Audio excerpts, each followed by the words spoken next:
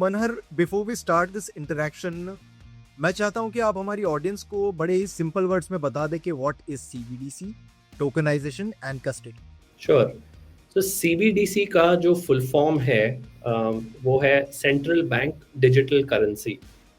तो I think बहुत सारे लोगों ने यहाँ पे क्रिप्टो करेंसीज का नाम सुना होगा, क्रिप्टो एसेट्स जिसे कहते हैं, या इंडियन गवर्नमेंट के हिसाब से जिसे वर्चुअल डिजिटल एसेट्स वीडीएस भी कहा जाता है। तो गवर्नमेंट्स अक्रॉस द वर्ल्ड उन्होंने इस टेक्नोलॉजी को अच्छे से देखा, परखा।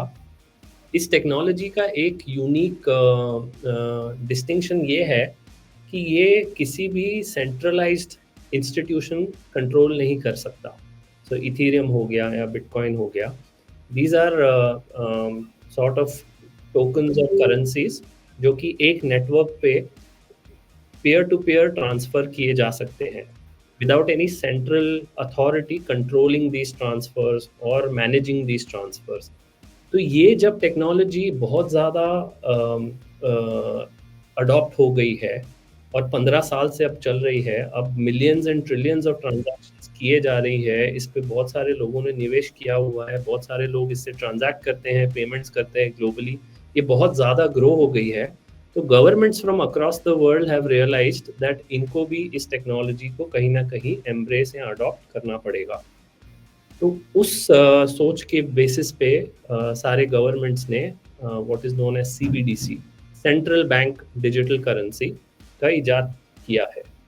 अब यही सेम जो टेक्नोलॉजी है जिसको आपने पैसे पे अप्लाई किया या करेंसी पे अप्लाई किया तो आपको पेमेंट टोकन्स मिल गए, ठीक है। उसी चीज़ को अगर आप पैसे को छोड़ के आप किसी रियल वर्ल्ड एसेट को अप्लाई कर दो इन अ वे कि जैसे आपने 500 रुपये का नोट अगर मैंने आपको आज हाथ में दिया है तो हमारी ट्रांजैक्शन सेटल हो गई है, एज अपोज टू अगर मैंने आपको 500 रुपये पेटीएम किए तो आपको एक्चुअली रुकना पड़ेगा जब तक आपके बैंक का कंफर्मेशन आएगा कि यस आपके अकाउंट में 500 रुपये प्राप्त हुए हैं। उसे कहते हैं सेटलमेंट। तो आज तक जितने भी अपने पेमेंट सिस्टम्स हैं वो सेटलमेंट के बेसिस पे चलते हैं कि there are banks, there are third parties, there are payment companies who are doing the settlement for अस।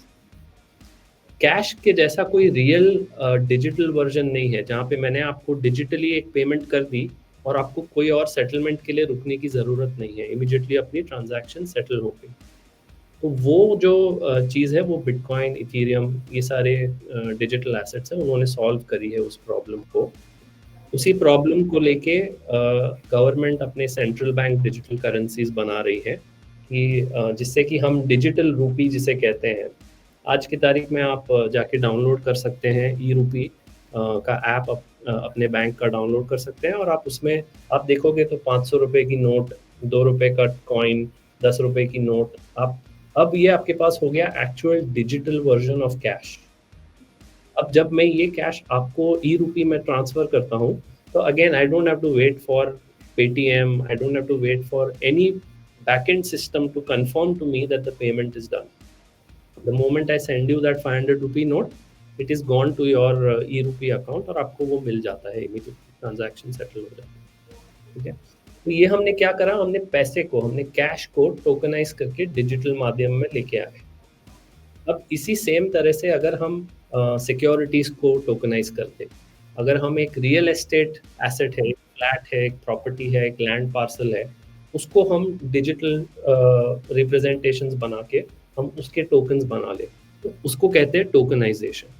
तो कस्टडी में क्या हो जाता है, अब जब आप डिजिटल टोकन्स की बात करते हो, इसमें एक बहुत ही इम्पॉर्टेंट एस्पेक्ट है कि ये अगर कोई सेंट्रल अथॉरिटी नहीं है जो एक्चुअली वैलिडेट कर रहा है इस ट्रांजैक्शन को, तो ये ट्रांजैक्शन वैलिडेट हो कैसे रही है। इसके पीछे एक बहुत ही इंटरेस्टिंग टेक्नोलॉजी अप्लाई की गई है which is called cryptography. Cryptography को यूज़ करके एक वॉलेट क्रिएट किया जाता है जो कि ब्लॉकचेन से लिंक्ड होता है।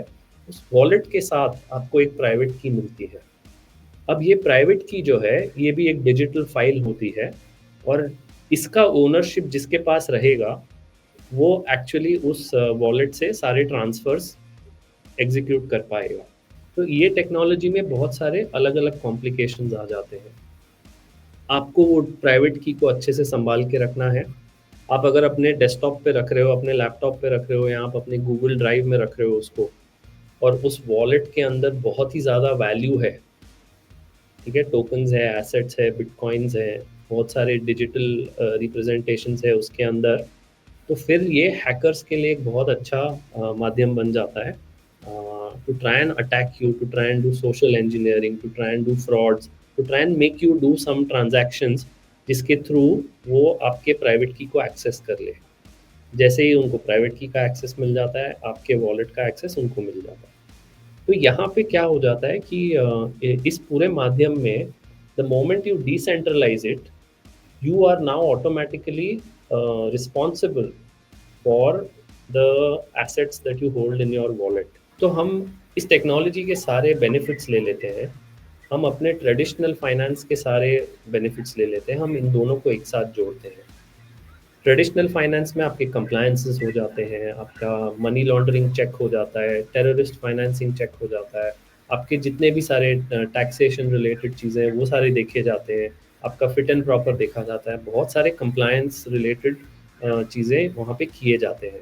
तो to ensure all the compliances we bring the best of traditional finance and we take the technology that digital assets provide and we merge them.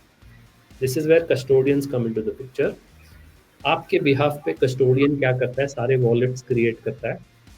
Custodian generally जैसे हमारा बिजनेस है इंडिया में, हम FIU compliant है, we are registered with the FIU, we have all the tools that they have mandated that have to be implemented, वो सारे compliances हमारी team, compliance teams जो है वो बैठ के चेक करते हैं, ट्रांजैक्शंस को चेक करते हैं, सामने वाले के पूरे एंटीसीडेंट्स जैसे बोलते हैं उनको चेक करते हैं।